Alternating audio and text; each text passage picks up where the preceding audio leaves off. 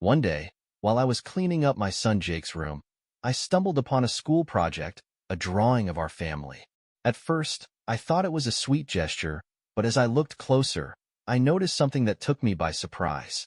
Jake had labeled my sister Emily as his mom and me as his aunt. I thought maybe it was just a mistake, so I sat down to talk with him about it. He seemed really nervous, almost like he was hiding something, and then he told me he couldn't tell me a secret or his mom would get mad.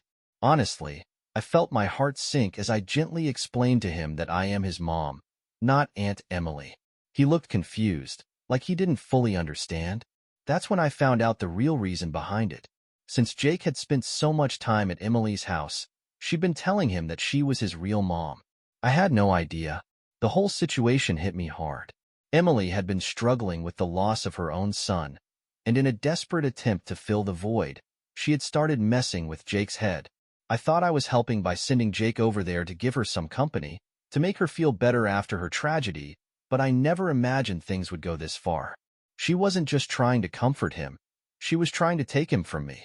She wanted my child because she was grieving the loss of her own. So, after a lot of thought, I made the really tough decision to stop Jake from visiting her. I hated it, but I knew I had to protect my son. A few days later, I got some shocking news. Emily had a breakdown. Her mental health had worsened, and she even tried to kidnap a child at Target. It was like everything had spiraled out of control. Her husband had no choice but to admit her to a psychiatric hospital. It was heartbreaking. I never thought my own sister would do something like that. It was a rough time for everyone, but I focused on helping Jake understand the truth.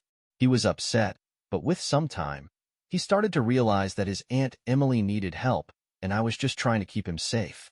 At the end of the day, I had to make sure my family was protected, no matter what.